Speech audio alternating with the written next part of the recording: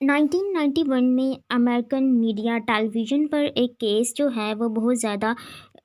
ऑनियर किया जा रहा था, जिसमें अनीता हिल, जो कि एक अफ्रीकन अमेरिकन लॉयर थी, और क्लैरेंस थॉमस जो कि अफ्रीकन अमेरिकन सुप्रीम कोर्ट के जज बनाए गए थे फर्स्ट टाइम, एक अफ्रीकन अमेरिकन जो थे। इनका ये एक केस है। ये इस नावल जैज़ के साथ क्यों रिलेट किया जाता है, इसको हम डिस्कस करते हैं कि जब इनका ये केस चला, जो कि अनीता हिल हैं, वो क्लैरेंस थॉमस के लिए काम किया करती थी, और इन्होंने इनके ऊपर ये इल्ज़ाम लगाया था कि इन्होंने इनको सेक्सुअली हरास किया है। तो अब ये केस जो है, इसकी लाइव जो ब्रॉडकास्टिंग थी वो ऑन एयर की जाती थी टेलीविज़न पर, मीडिया पर। हर जितने भी आर्गूमेंट्स किए जाते थे इन दोनों की तरफ से, वो लाइव दिखाए जाते थे। अब उसके अंदर एट द एंड इसको एक डॉक्टर क्रिंशा, जो कि एक फेमिनिस्ट भी हैं, वो रिपोर्ट कर रही थी। उन्होंने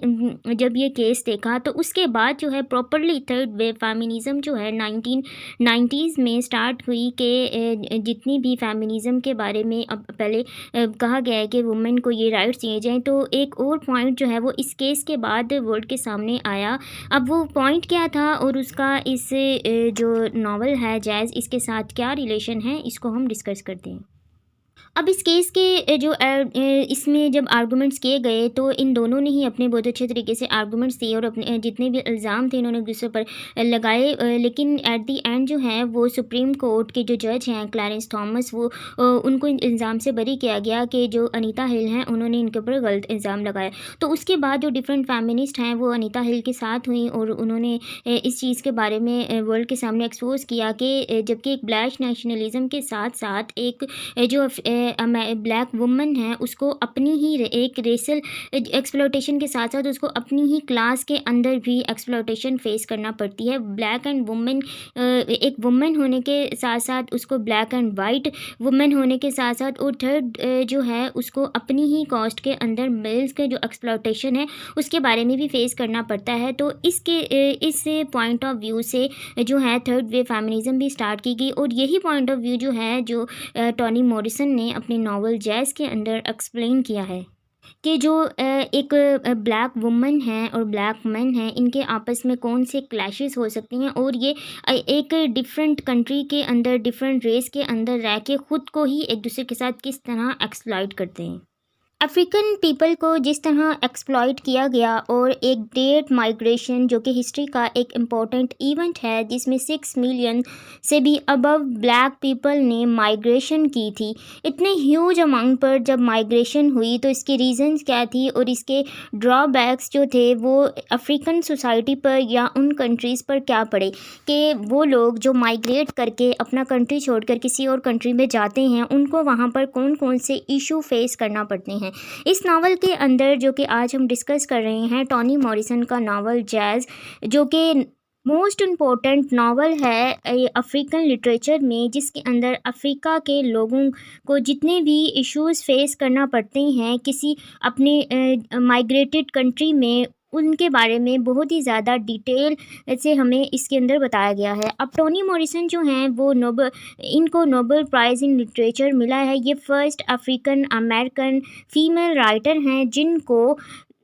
लिटरेचर में नोबेल प्राइज़ मिला है। टोनी मॉरिसन के और भी बहुत ज़्यादा फेमस नावल हैं, जैसे कि बिलवड है, ब्लू आई है, सोला है, एंड देन जैज़। आज हम जैज़ नावल को डिस्कस करेंगे। जब भी हम जैज़ यानी इस वर्ड को देखते हैं तो हमारे माइंड में एक म्यूज़िकल इंस्ट्रूमेंट या म्यूज़िक से रिलेटेड जो है वो थॉट आती है। अब इस नावल का नाम इन्होंने जैज़ क्यों रखा, इसको हम अभी आगे फर्दर डिटेल से डिस्कस करेंगे। सबसे पहले इसका एक शॉर्ट बैकग्राउंड देख लेते हैं। इस नावल की जो स्टोरी है यानी कि सेटिंग है वो हार्लेम में रखी गई है, और इसकी जो सेटिंग ईयर है 1920s है। अब हमें इस नावल के अंदर जितनी भी स्टोरी देखने को मिलेगी वो पास्ट में जाकर यानी कि स्ट्रीम ऑफ कॉन्शियसनेस की टेक्निक से हमें बताई जाएगी। मेनली हमें सिर्फ 2 या 3 करैक्टर्स ऐसे हैं जो इस नावल के अंदर हमें प्रेजेंट टाइम में दिखाए जाएंगे, जिसमें जो इस नावल की प्रोटैगनिस्ट है वॉयलेंट हैं, और उनके हस्बैंड जो हैं, और इसी तरह डॉरकास हैं, ये मेन करैक्टर्स हैं जो हमें दिखाई जाएंगे। बाकी जितने भी करैक्टर्स हैं वो फ्लैशबैक यानी की टेक्निक से हमें जो है उनके बारे में बताया जाएगा। अब इस नावल जैज़ का एक हिस्टोरिकल बैकग्राउंड ये है कि जब ग्रेट माइग्रेशन हुई थी, जिसमें 6 मिलियन से भी ज़्यादा ब्लैक लोगों ने माइग्रेशन की थी। जब भी अफ्रीका के बारे में हम देखते हैं तो अफ्रीका वो कंट्री है जिसको मैप पर ब्लैक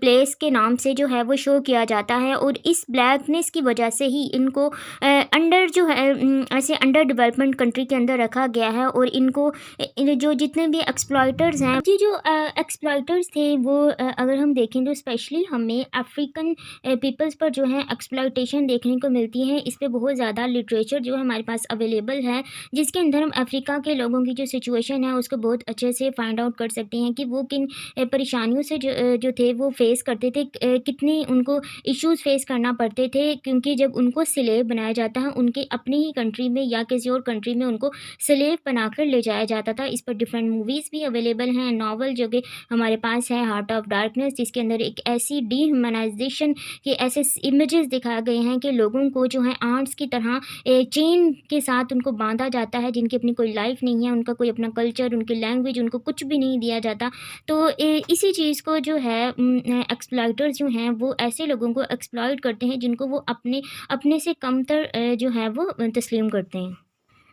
1920s में जो एक मूवमेंट स्टार्ट की गई थी हार्लेम रेनेसा। अब इस मूवमेंट का इस नावल के साथ एक हिस्टोरिकल बैकग्राउंड है कि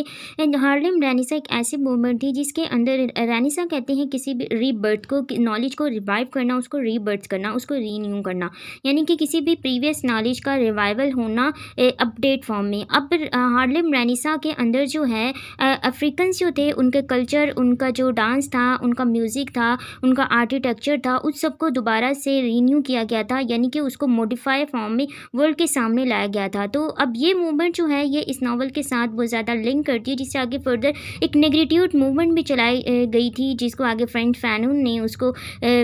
उसके जो